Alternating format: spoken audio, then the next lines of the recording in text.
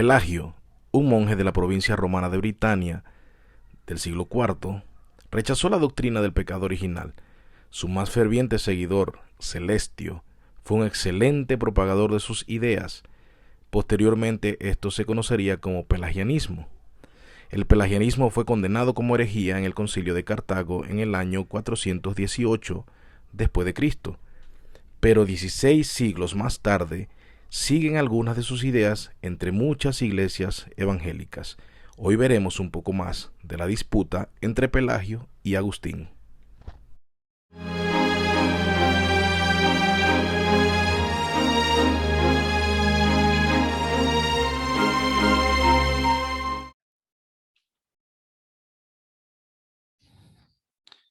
Entonces, siguiendo con el tema del pecado original, que está dentro de la primera letra del acróstico, ya se acuerdan el tulip, en este caso la T, total, o sea, de depravity o depravación total, que hemos cambiado el nombre, recuerden en la última clase lo dijimos, a corrupción radical, ¿ya? Corrupción radical. Entonces seguimos hablando de este tema dentro de la primera letra del tulip. Ahora, concepto que debemos tener claro con respecto a lo antes dicho, ¿no? De Celestio y de Pelagio, es lo siguiente, y presten mucha atención a esto. Esto es muy importante que nosotros tengamos claro, porque a veces las iglesias no saben cómo es esto del pecado, y acuérdense que si no entiendo el pecado, tengo problemas con entender el arrepentimiento, y si no entiendo tampoco eso, tengo problemas con entender la salvación, cómo se da. También tengo mucho problema en entender entonces el papel de Cristo, cuál es el asunto del evangelio. O sea, no tener una doctrina del pecado clara nos trae un montón de problemas doctrinales. Miren lo que pensaba Celestio y Pelagio, que podíamos ser salvos sin el evangelio. Sí, y vamos a ver más adelante también, creo que lo vamos a ver, que inclusive sin Cristo. Entonces, una doctrina, una doctrina eh, errada del pecado nos daña un poco de doctrinas como la doctrina de Cristo, la doctrina de la salvación, la doctrina inclusive del el papel de las obras, obviamente la justificación, y no nos afecta a otras áreas. Por eso es importante entender esto. Ahora, conceptos que debemos tener claros son los siguientes. Antes de la caída, el requisito de la perfección moral ya estaba presente. O sea, antes de la caída, el Señor había hecho un pacto con, que no aparece la palabra pacto, y eso lo hablamos en la teología del pacto, había hecho un pacto con Adán, que era un pacto de obra con Adán y con Eva, y él exigía perfección moral. Entonces, ellos podían cumplir esa perfección moral, pero eso lo vamos a ver ahorita. La caída no cambió el requisito.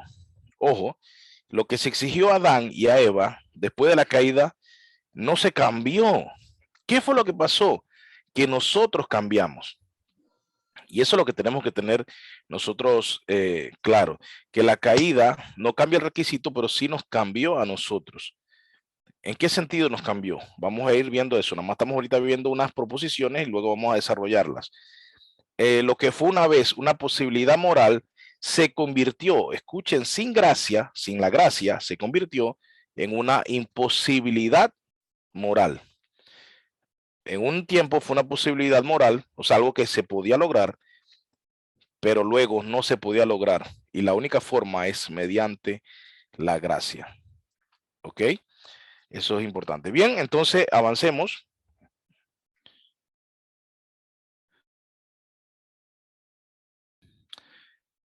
Pelagio, además de todo lo que ya vimos que Celestio argumentó y que obviamente Celestio lo sacó de Pelagio. Eh, además de eso, Pelagio entonces argumenta otras cosas más.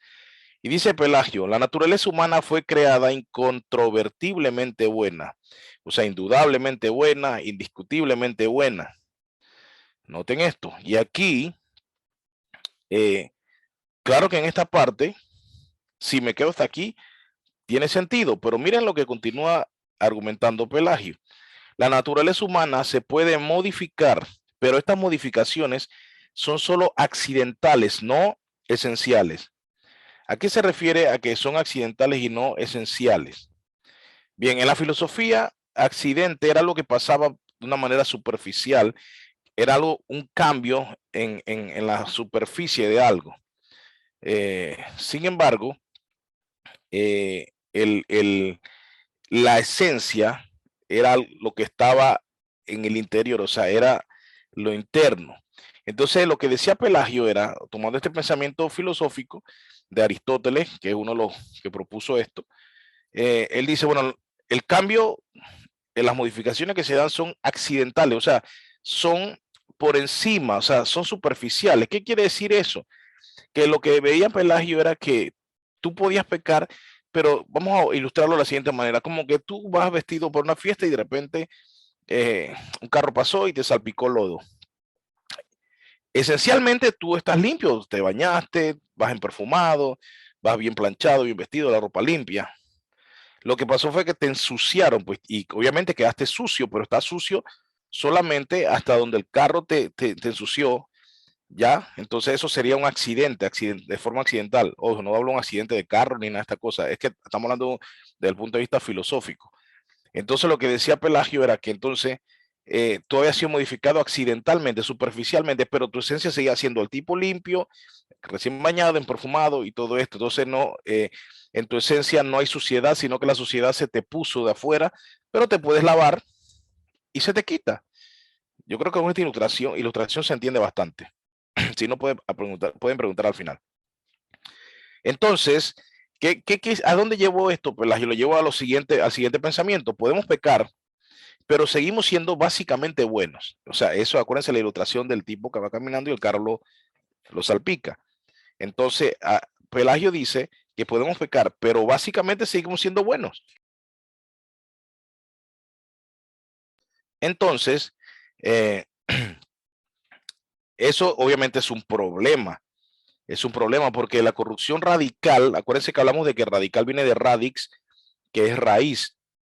O sea, que la corrupción se dio desde lo profundo de nosotros, no de lo accidental, sino de lo esencial. Y eso, obviamente, es una herejía y es una doctrina que, aunque ustedes no lo crean, algunas iglesias hoy lo ven así, aunque usted no lo crea.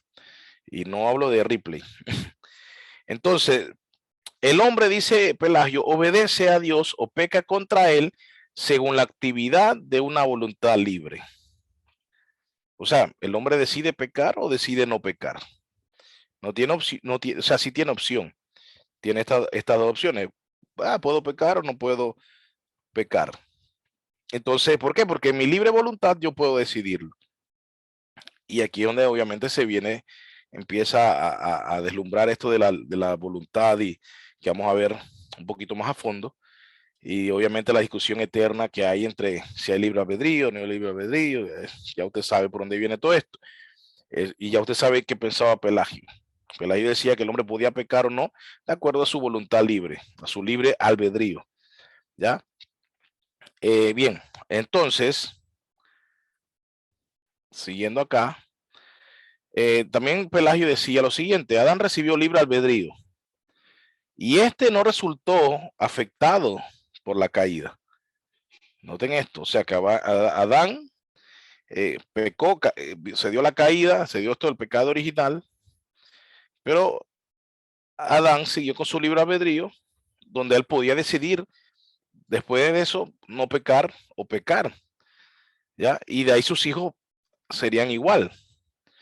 Por eso entonces Pelagio dice entonces que el pecado de Adán no afectó sino a Adán, solamente a Adán, no a más nadie. Entonces, obviamente sus hijos y su descendencia tendrían este libre albedrío, esta libre voluntad para escoger pecar o no pecar. Por eso es que entonces solo hay una consecuencia que recibió Adán allí en su momento y solamente a él, y ya. Nosotros no, obviamente no tendríamos por qué salir perjudicados, y menos, digamos, 5.000 años después. Así que, o sea, hablando de hoy, el día de hoy, ¿no? Entonces la culpa o la corrupción tampoco se traspasó a la descendencia de Adán. Todo esto lo argumentaba Pelagio. No se me confunda, no vaya a pensar que estos son presupuestos, ¿cómo se llama? Se me olvidó la palabra. ¿Cómo? No, la palabra es afirmaciones, porque estas no son afirmaciones. Ya, así que no se me confunda con eso, no vaya a pensar que después voy a andar diciendo esta doctrina.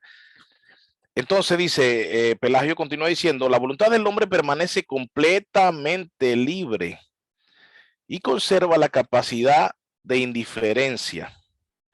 Es decir, no está inclinada hacia la maldad. A Pelagio le faltaba conocer más personas, yo creo. Le faltaba relacionarse más, al parecer. Es decir, dice que no está inclinada hacia la maldad. O sea, que el hombre no está inclinado hacia la maldad. Todos nacemos, dice, en la misma condición moral que Adán disfrutó antes de la caída. Mire esto, hermano. O sea, quiere decir que Pelagio decía que todos nosotros nacimos igual que Adán. Imagínense. O sea, esto significa nacer en la misma condición moral que Adán. Claro, Adán no nació porque fue creado, ¿no? Pero digamos que en esa condición, antes de la caída de pureza moral, entonces nosotros nacimos según Pelagio así. Y eso no es lo que la Biblia nos enseña. No, para nada, para nada.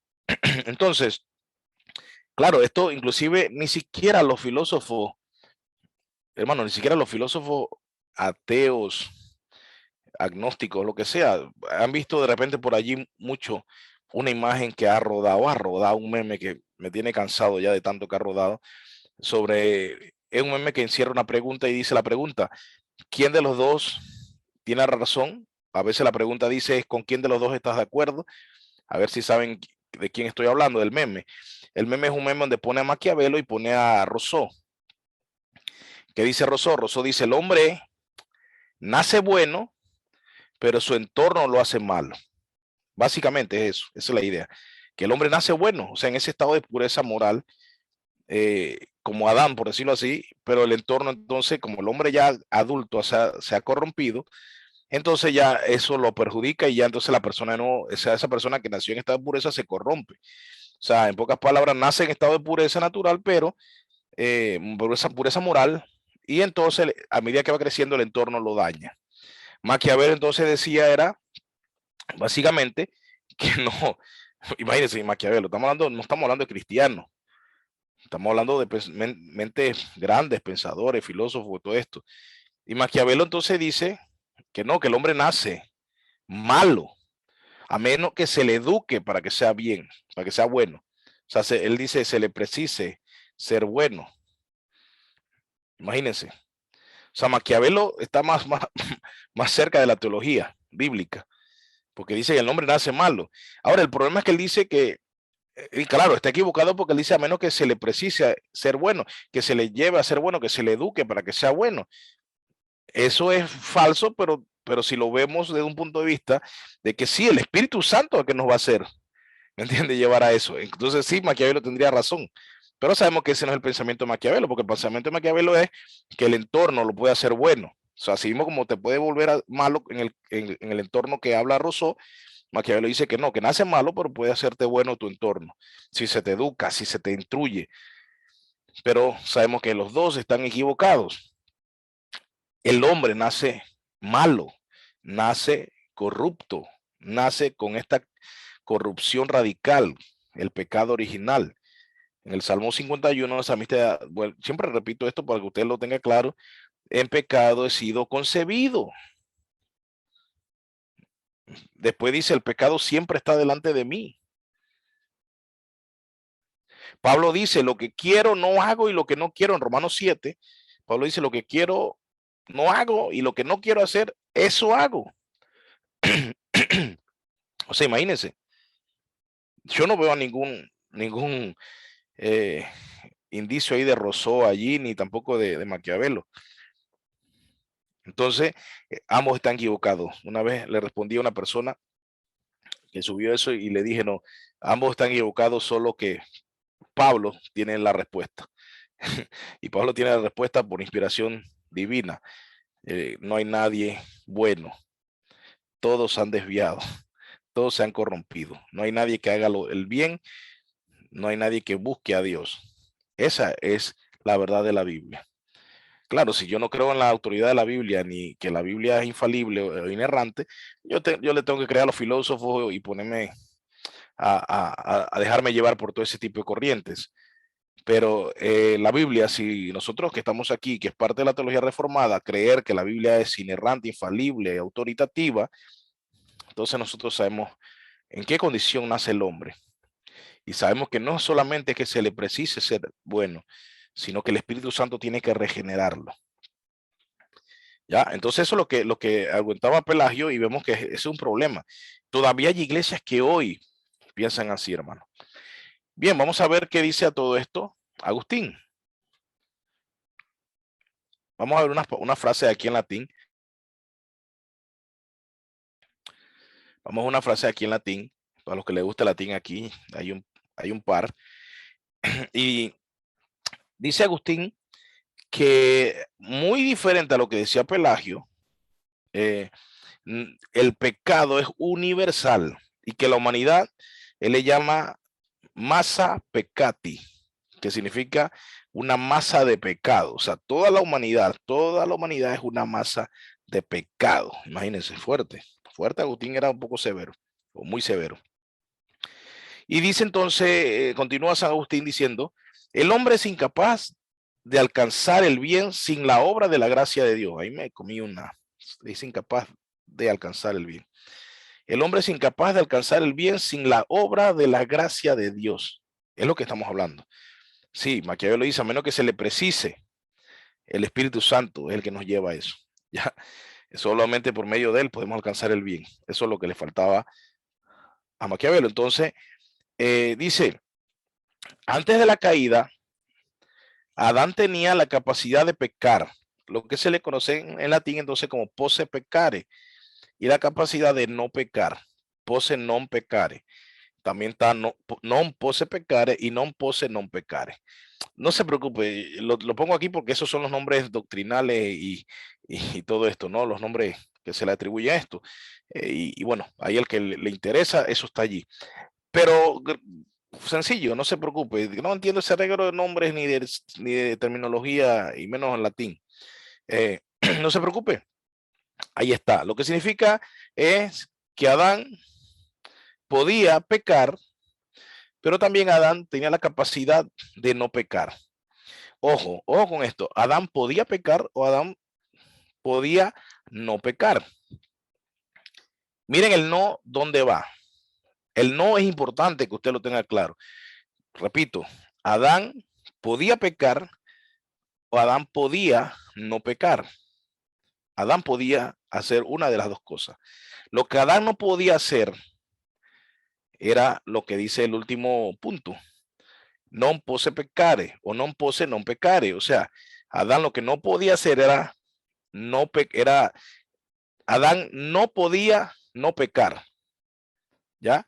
No podía no pecar. ¿Se entiende? Bueno, al final me preguntarán. Digamos, hablando un poco de cristología, Jesús sí podía, con este último punto, Jesús tenía eso, non posse non peccare. O sea, Jesús, él no podía pecar. ¿Ya? Jesús no podía pecar. ¿Ya? Entonces, ¿por qué? Porque Jesús es Dios y es santo. Y la santidad excluye el pecado, porque el pecado es imperfección, el pecado es error, el pecado es suciedad. Y en un ser perfecto, santo, no admite estas cosas. Entonces, Adán sí podía pecar y Adán podía no pecar. Lo que Adán no tenía la incapacidad de no pecar, como sí la tuvo Jesús.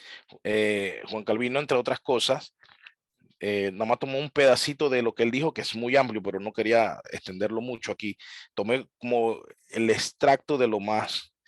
Y es lo siguiente, dice, aquellos santos varones, especialmente San Agustín, dice Calvino, se esforzaron cuanto pudieron para demostrar que nuestra corrupción no proviene, o sea, parece que Calvino ya estaba contradiciendo a Rousseau y a los demás. Mira lo que dice. Aquellos santos varones, repito, aquellos santos varones, especialmente San Agustín, se esforzaron cuando pudieron para demostrar que nuestra corrupción no proviene de la fuerza de los malos ejemplos que en los demás hayamos podido ver.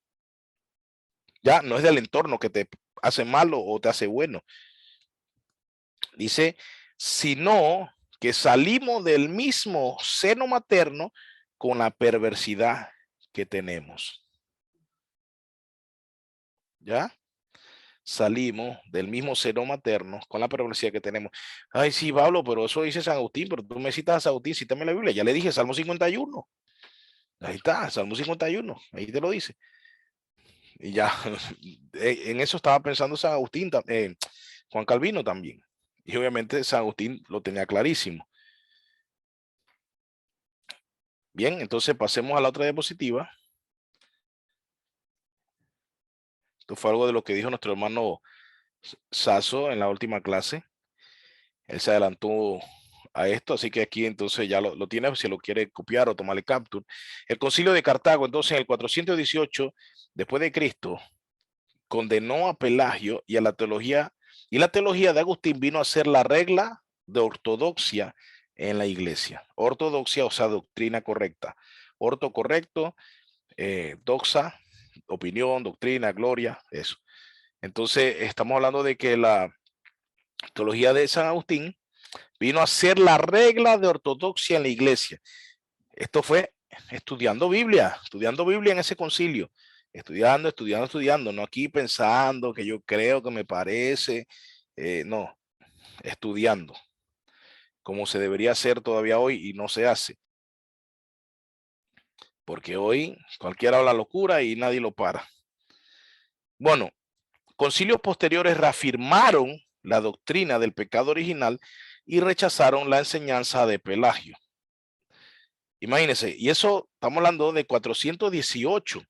Ahora, desde el 418, imagínense que todavía el concilio de Trento en el siglo XVI todavía vuelve y le tira tierra y piedra y ripio y todo eso a esa doctrina de Pelagio. Imagínense, la misma iglesia católica. ¿Ya? Y se dejó en claro que el pelagianismo es una grave distorsión del concepto bíblico de la caída. Mano, esto no lo dijeron los reformados, ni lo dijeron los bautistas. Salió de la misma iglesia católica. Imagínense. O sea, se quedó claro, se dejó en claro de que el pelagianismo es una... Y ahora, vemos el pelagianismo y el semipelagianismo en muchas iglesias. Usted, lo menos el tema no voy a ponerme así donde está metido mucho, pero cuando usted escucha algo que tiene que ver con esta doctrina o que se parece a esto, ya usted sabe dónde viene. O sea, mire estos tipos de evangélicos que están peor que los católicos que echaron fuera esa doctrina. Imagínense, pero no sé si me entienden, no voy a ponerme a atacar ahorita, pero ¿qué problema con esto? Iglesias que están creyendo que el hombre puede estar sin pecar. Y ya he hablado casos de una persona que escuché que tenía, dice, 3 días sin pecar. Otro día en una predica escuché también que el predicador dijo, si usted llega a pecar, ¿cómo si usted llega a pecar? Eso no es una posibilidad, es una certeza. ¿Ya? Otro por ahí me contó que en otra iglesia escuchó que un pastor dijo también y que, hermano, o un hermano, no recuerdo, dijo, ya tengo semana y media, creo que fue, que no peco.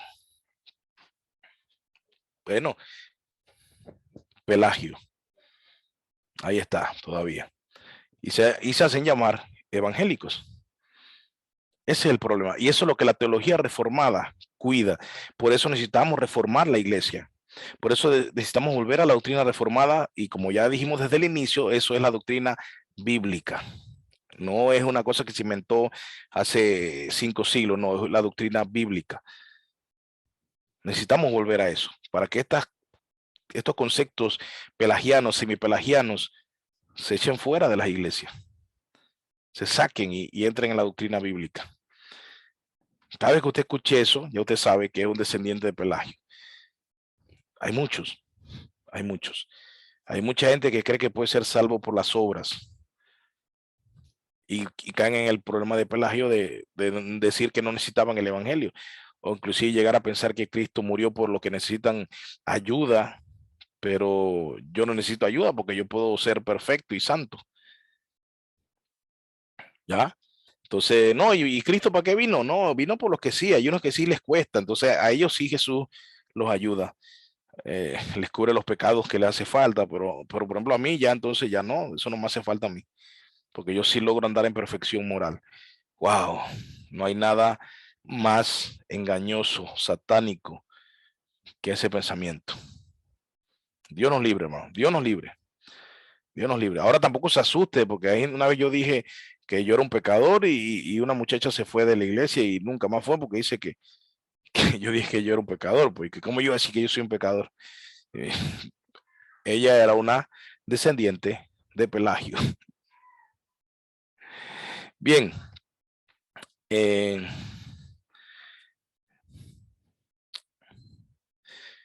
quiero que reflexionemos un momento. Se me fue para ver sobre esto. Dice, no hay quien busque a Dios. Eso es lo que leímos en Romanos 3. Fue lo que leímos cuando empezamos a hablar del pecado original y de la corrupción radical. No hay quien busque a Dios. Esta frase, no hay quien busque a Dios, es lo que Pablo dice.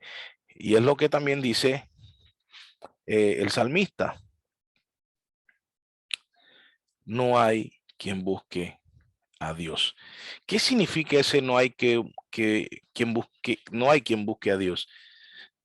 Bueno, la Biblia frecuentemente exhorta a las personas a buscar de Dios. Ya venid a mí, lo que estáis cargados y cansados. Pablo le dice a, a, a Timoteo que también eh, defienda bien la fe y dé razón para ver si los que están en el lazo del diablo pueden venir a Cristo. Va a encontrarse cada vez, Cristo quiere que todos vengan al arrepentimiento, pues ahí, pasajes. Sin embargo, la inclinación del hombre es huir. La inclinación del hombre es huir de Dios. Y vámonos al huerto del Edén. El hombre pecó y no fue a enfrentar a Dios así, de que, hey, te desobedecí, rompió el pacto, pero bueno, aquí estoy dando la cara. Eso es lo que nos narra la Biblia.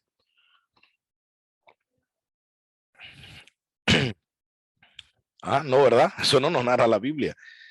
Adán no vino y desobedeció, rompió el pacto y llegó y dijo, Señor Todopoderoso, mira, en verdad te fallé, pero bueno, pues que, hey, quise desobedecerte, pero aquí estoy como un varón dando la cara.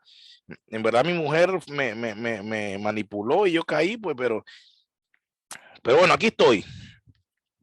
¿Qué va a pasar? Pues que voy a morirme siempre. Si aceptas, te pido perdón, pues, pero no vimos eso en Adán. ¿Dónde estás? Decía el Señor. Obviamente el Señor sabía dónde estaba, ¿no? No vamos a entrar en eso, que eso es basiquito. ¿Dónde estás? Y Adán escondiéndose. Piensa en eso. ¿Cuál es la actitud del hombre ante el pecado? Hermano, por eso que hay pecados que no se practican libremente a la luz del día. Aunque usted ve que el que roba, aunque no sea cristiano, no lo hace. Bueno, hay unos descarados ya, porque esto se ha ido descontrolando cada vez más, pero las personas que tienen una moralidad ahí, una, digamos, básica del mundo, no una moral básica, ¿no? Claro, no estamos hablando de malandro, ¿no? Estamos hablando de una moral básica, de un niño que llevaron a la escuela, le enseñaron valores, esto y lo otro, que no es cristiano, pero le enseñaron sus valores, se le dio atención y todo esto. Usted va a ver que esa persona, si va a hacer algo delictivo, digo, tal vez me equivoque, pero lo que yo he visto lo hacen escondido. Una vez alguien dijo esta frase, no recuerdo quién es y tal vez no la diga exactamente, pero la frase decía, ¿cómo te das cuenta que lo que haces es pecado? Y miren lo que proponía esta persona, decía, si eso que tú haces, te atreves a mandarlo al periódico y que aparezca mañana en primera plana, sin que te avergüence, entonces no es pecado. Pero si te avergüenza, entonces es pecado. O sea, no es un pasaje bíblico, es una cosa que dijo una persona que tampoco era tan de sana doctrina, pero lo que dijo me llamó la atención. Dije, oye, eso me dejó pensando. Y póngase usted a pensar. Imagínese, yo creo que yo una vez lo dije en una clase, pero también ese ejemplo, pero digamos que nuestro hermano Sasso, y voy a ponerlo, nombrar un ejemplo, pero no digo que sea él, aclaro, sea un mentiroso, pues. Él sabe que está mal la mentira, pero hablo de un mentiroso esto que le gusta, mitómano. Y entonces Sasso dice, yo quiero que mañana pongan en el periódico que yo soy mentiroso, sin que eso la avergüence. El pecado avergüenza, el pecado avergüenza. Y lejos de que esta persona se basara eso en un versículo y que no tenía una sana doctrina total así, pues, pero me gustó esa ilustración que él dio. Me gustó porque dije, oye, está interesante, en verdad. Me llevó a ver algo que no había visto y es esto también. O sea, el hombre, después de la caída, su inclinación es huir de Dios. Antes de la caída no, acuérdense que dice que el Señor hablaba con Adán y con Eva en el frescor del día. Ellos tenían una comunión con Dios perfecta. Ellos podían hablar. Acuérdense que de hecho en el curso de teología de la adoración vimos eso. Esa era la adoración, esa comunión que ellos tenían con Dios, que se perdió, que se rompió cuando se dio la caída y que el hombre, entonces ya hablamos de eso, entró en esta amnesia espiritual, empieza a ver, a tratar de regresar a eso que es la adoración, pero no logra encontrarla. Bueno, eso si usted quiere ver, métase en YouTube y va a los videos de teología de la adoración de Diseñados para Adorar. Eh, pero eso es evidente. El hombre, el hombre en su condición caída, lo que va a hacer siempre es huir de Dios. Por eso que dice, no hay quien busque a Dios, porque todos están en su condición caída, entonces no hay quien busque a Dios.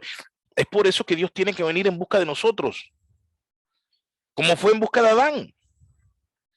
O sea, imagínense esto, Dios pudo haber destruido a Adán inmediatamente, porque él se enteró cuando Adán cayó. Él se enteró, porque Dios lo sabe todo, él se enteró y sin tener que ir a preguntarle dónde estás, hubiera dicho, ya, rompiste el pacto y ahora yo hago mi parte, que es matarte. Muerte, no espiritual, muerte física y espiritual desaparece. Sin tener que ir a preguntar dónde estás. ¿Ven? No sé si ven eso. ¿Cómo la gente dice, no, que yo vine a Cristo, que yo busqué a Cristo, yo vine porque yo soy una persona inteligente, yo sí me di cuenta que el Evangelio es verdad, y yo sí me di cuenta de que Cristo me ama, y yo sí me di cuenta que sin Cristo estoy perdido. Mira, yo soy un tipo inteligente porque me di cuenta. Decía Charles Spurgeon en su defensa del calvinismo decía que esa gente como que ora, imagínense la oración del arminiano, dice, Señor, gracias te doy porque yo soy inteligente y yo vine a ti, gracias porque yo me di cuenta que el infierno es real y no quiero ir al infierno y entonces yo sí preferí el cielo. Gracias porque el pecado no me gusta y prefiero, estoy parafraseando un poco, pero el pecado no me gusta, entonces yo como me di cuenta que el pecado, me di cuenta por mí mismo que el pecado no me satisface, entonces me satisface leer la palabra, a mí me satisface la oración. Y más una oración así, es una oración egocéntrica, hermano.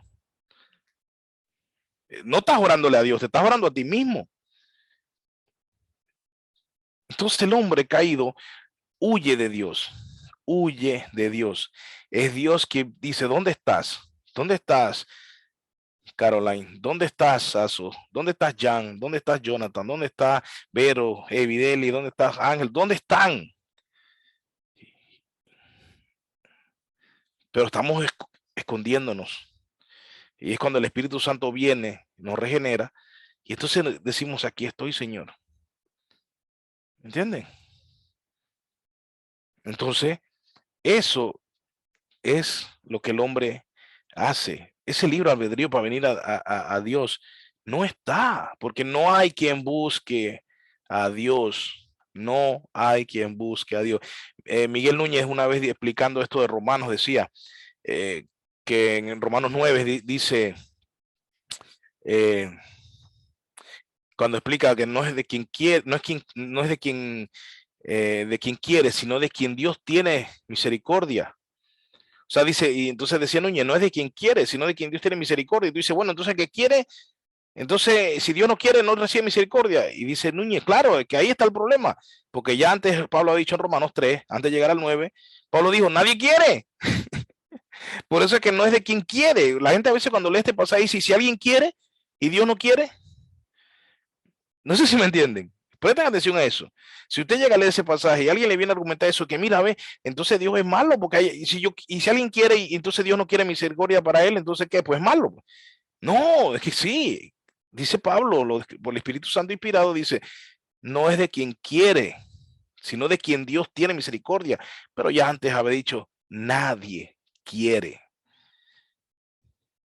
Nadie quiere. Ese es el asunto. Entonces nuestra inclinación es huir. Nadie quiere venir a Dios. Nadie quiere buscar a Dios. El hombre quiere huir de Dios, andar huyendo por todos los rincones de Dios. No quiere venir a Dios. Es Dios que viene a buscarnos en el frescor del día. Manda su Espíritu Santo, nos regenera y podemos nosotros responder entonces.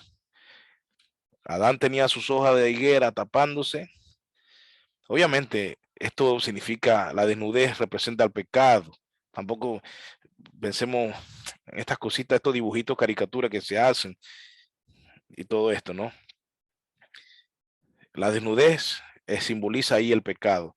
Y entonces Dios los cubre con pieles, ahí mostrando que hay un sacrificio que tiene que haber para expiar el pecado, para quitar el pecado.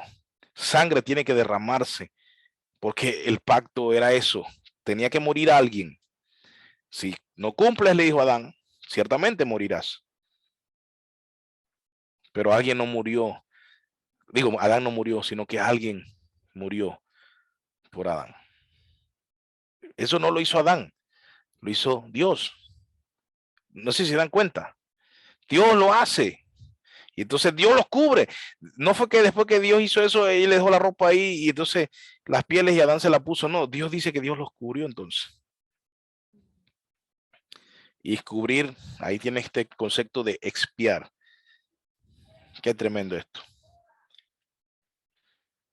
Dice, la actitud básica del hombre no regenerado es la de un prófugo. Esto me recuerda siempre a la película de Harrison Ford, que se la pasó huyendo porque lo acusaron de matar a su esposa y toda la película de huir, huir, huir. Ese hombre, bueno, hacían del hombre con respecto a Dios. Huyendo, huyendo, huyendo. No importa lo que pase, va a andar huyendo. Y en la huida va a seguir pecando y pecando y pecando y acumulando pecado y acumulando pecado. Aquí entonces está lo que acabo de decir. El primer pecado en Edén provocó la primera huida. Ok, vamos entonces a... Uy, se nos va el tiempo. Vamos a terminar entonces aquí. Vamos a ir terminando. La perspectiva reformada es que la caída penetra al centro del hombre, o sea, su corazón. No es accidental, sino esencial. ¿Ya? Es esencial. La esencia se rompió, no accidentalmente. Ya, no por fuera, no superficial, sino en su esencia, en el centro. ¿Ya? Lo que se requiere para que el hombre sea conformado a la imagen de Cristo no es simplemente un pequeño ajuste o modificación de conducta.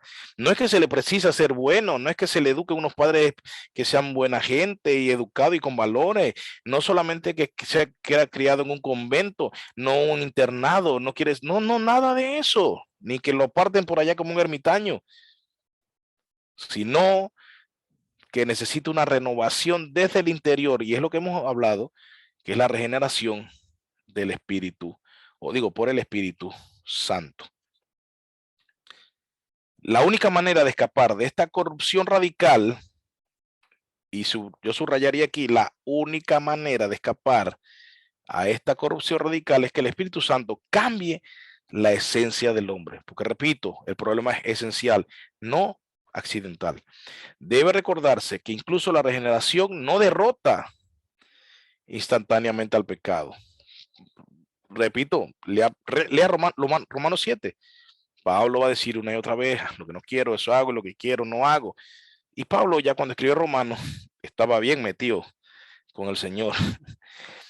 Mucha gente dice que entonces, muchos pelagianos dicen que ese no puede ser Pablo en esa etapa de su vida, entonces que cuando Pablo escribió eso, metió esa parte que era algo que le había escrito antes de su conversión. Hermano, ¿hasta cuándo con andar metiendo locura para padrinar su doctrina errada? Se han inventado eso. Tenga cuidado si escucha eso. No, que ese es Pablo el que está escribiendo allí. Dentro de esa carta insertó eso, que era un escrito que él tenía antes o que era lo que él pensaba antes y lo trae ahí como para recordar su vida a la gente. No, hermano, Pablo está diciendo allí cuando escribe esta carta, aproximadamente en el, ¿qué? 50 y, bueno, pone 55 alrededor por allí. Y ya Pablo ya tenía buen rato de estar en el evangelio, dando frutos, creciendo en comunión con Dios, como ninguno de nosotros la tiene. En ese asunto, en ese momento, cuando Pablo está así, dice, hago lo que no quiero. O sea, en otra palabra, peco. Pablo dice, peco, no quiero pecar y peco. No el mundano Pablo, no. Pablo el apóstol, el escogido por Dios, el santificado por Dios, el justificado y el que ya era un cristiano maduro en la fe, con frutos, mostrando frutos, buen testimonio. Y dice, no quiero pecar y peco. Entonces, no nos dejemos meter locuras en la cabeza que no son bíblicas. Debe recordarse entonces eso, que la regeneración no derrota instantáneamente el pecado. La erradicación total y final del pecado aguarda nuestra glorificación en el cielo. Allí, Filipenses 1:6, hasta el día de Cristo Jesús. Ahí entonces el pecado será erradicado totalmente. Cuando Él venga, dice que seremos entonces sí glorificados y le veremos tal como Él es. Pero no antes. No antes. Quítese esa idea. Si usted llega a pensar que antes puede hacerlo, entonces usted es un grandísimo hipócrita, mentiroso y blasfemo. Porque dice que el que dice que no peca, hace a Dios mentiroso. Y llamarle a Dios mentiroso es hablar mal de Dios, por lo tanto es blasfemia. Así que ya usted sabrá si quiere ser un blasfemo o un creyente que reconoce su incapacidad, pero que al mismo tiempo reconoce la dependencia del Espíritu Santo, la necesidad del arrepentimiento y agarrarse de la gracia y poner su fe en Jesucristo. Eso es lo que necesitamos para que sigamos en la línea, en la sana doctrina y en la fe verdadera en el Evangelio de Cristo.